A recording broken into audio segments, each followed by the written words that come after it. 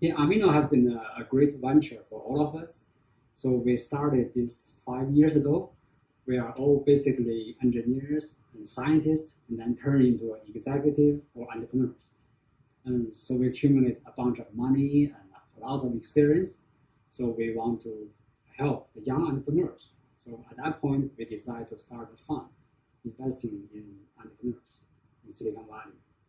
And what were the early days like? Yeah, initially we all investing our own money, but as individual investors, there are certain amount of very high risk actually because you don't have people to check on to bounce ideas around. You give some money to some people, and if they do well, they move on to bigger investors. But if they don't do well, they're ashamed to see you. So either way, successful or failure, they all disappear. But later we find out when we together investing, then we form an ecosystem. So we can help the entrepreneurs a lot more. Secondly, we can evaluate the ideas or the people a lot better. Uh, in that case, the investment result is getting better. Also, the most important thing is we form an ecosystem where we have more impact on those individuals and startup teams because that forces them actually to do things with a higher level of integrity because they know if they mess up certain things, lots of people know it. So in that sense, they work harder, they do things with a much higher level of integrity. So as a team, we put money together, we invest. It turned out to be a very, very good idea. And you also invest into first-time entrepreneurs, which is an additional risk. So how do you like evaluate entrepreneurs? Yeah. So the reason we like the first check or to invest in first-time entrepreneurs because we feel they need help most. Secondly, most of the entrepreneurs they are more technical, and as a fund, all of our partners have a technical background. They were either scientists or engineers or professors, so we know technical stuff the best. So in that case, we start with the technical people or first-time entrepreneur. We have certain advantage. And what kind of like trends are you most excited about? When it comes to like the investment landscape. Most of us are data-related engineer or scientists. So in that case, we invest mostly in people who are working on data. They're either somehow accumulate a lot of data or people who utilize data, using data to develop a better algorithm. So we like those kind of companies. Also, it turned out the data right now is a new gold mine.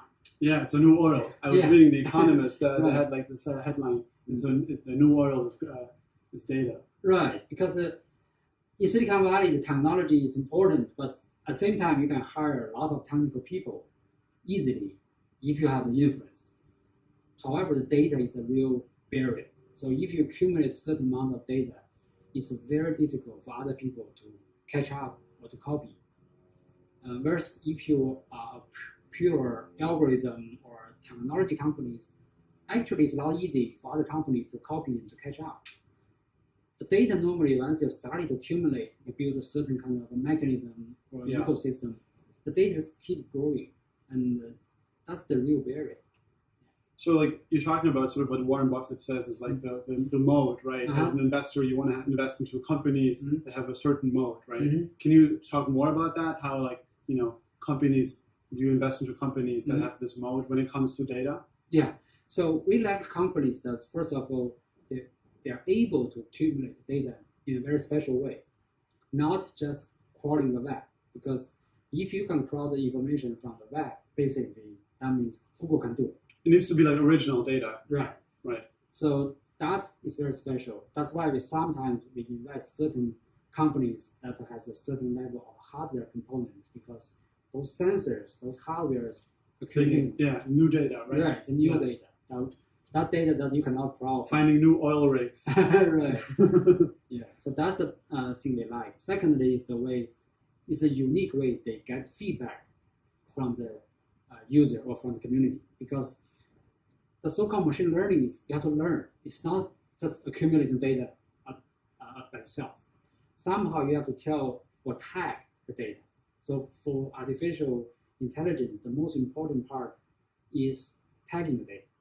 So we like company that's able to allow users to accumulate data, also allow them to give feedback to the data they're collecting.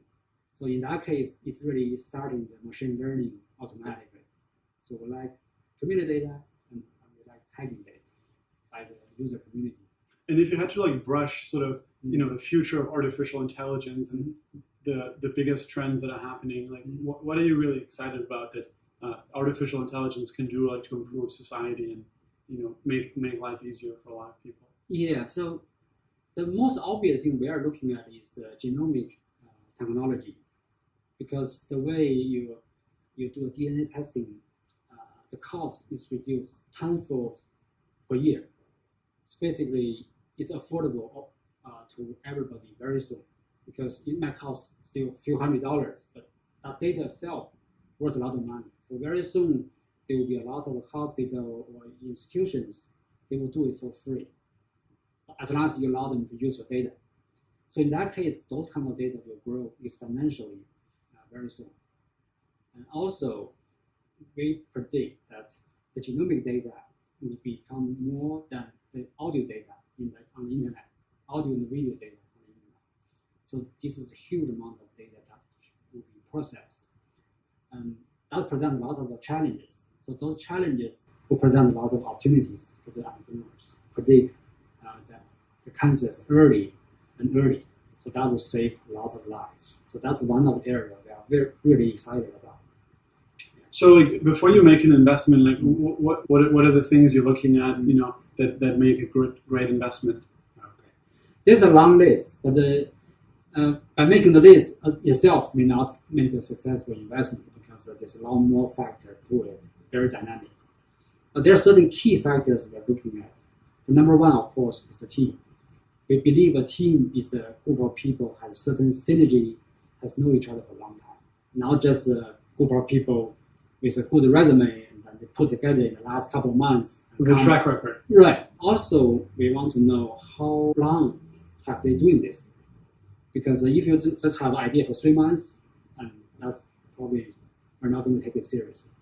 Because investment is about evaluating how the team will run. It's like entrepreneurship is about racing, right? Depends on how fast you go. Yeah. It's two sides of the same coin, right? Right. One is operational, one is more like passive. Right. So we want to see the team is able to keep innovating, constantly come up with new ideas, and constantly executing really well. Because once your staff prove to be useful, there will be tons of people follow you and copy you. So you have to be able to constantly solve new problems and meeting new challenges. That's the only way you compete competition, basically.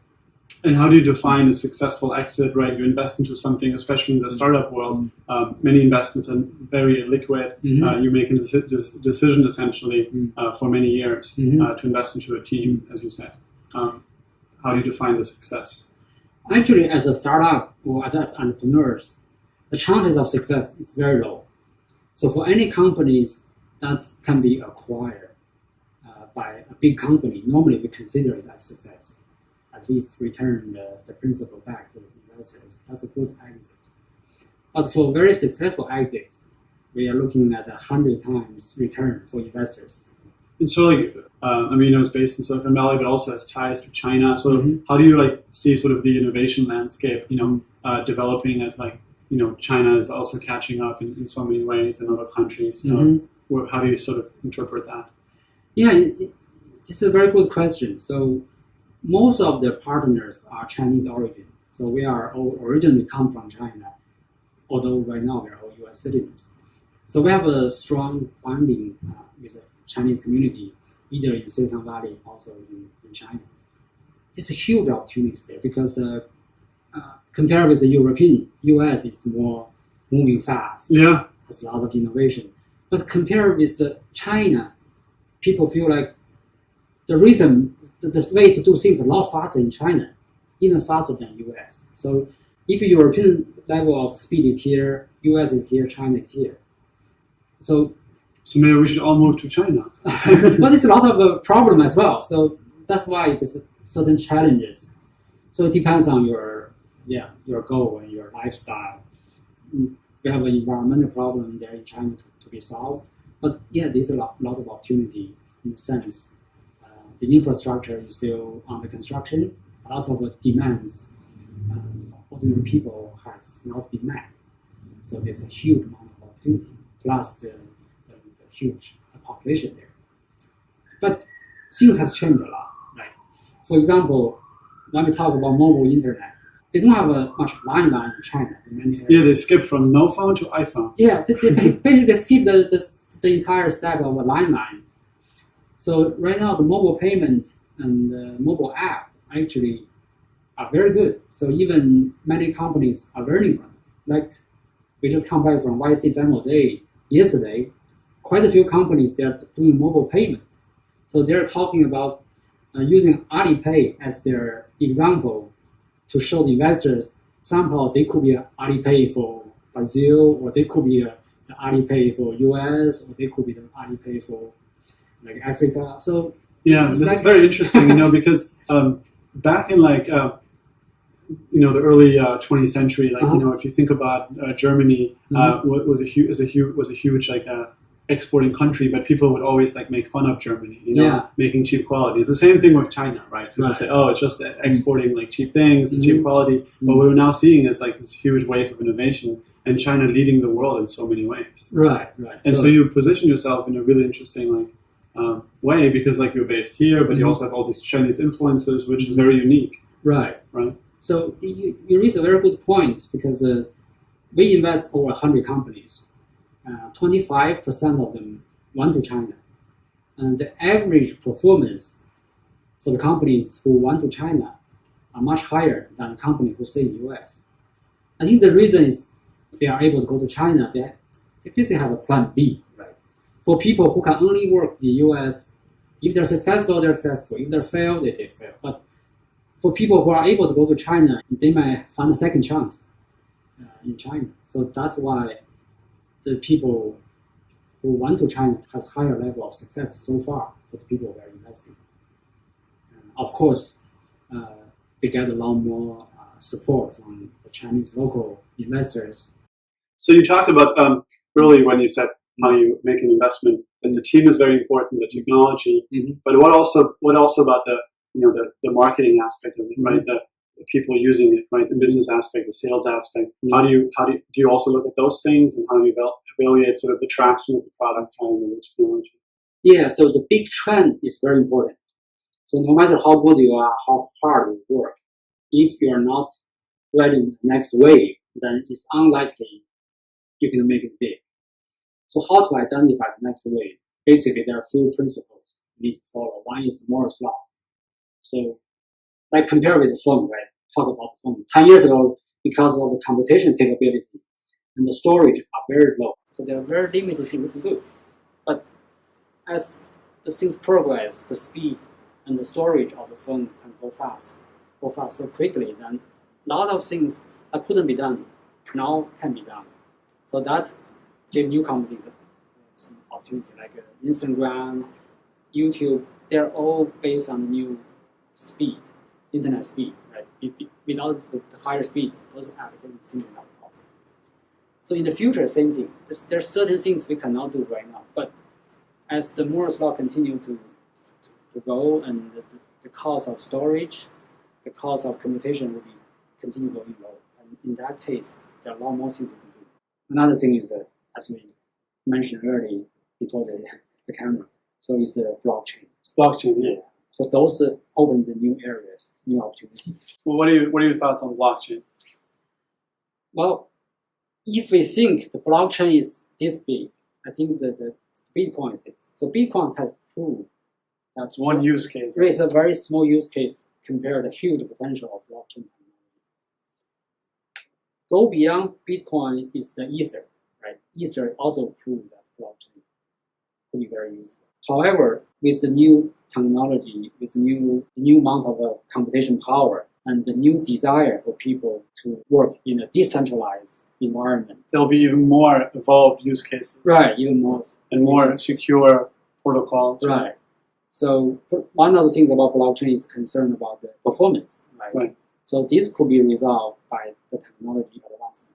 And so how do you see like investing changing itself because of blockchain and like, you see these ICOs now? By raising money through ICO or initial coin offering, basically the investment paradigm has changed. We invest in the startups, we take a certain amount of equities because we invest in a company.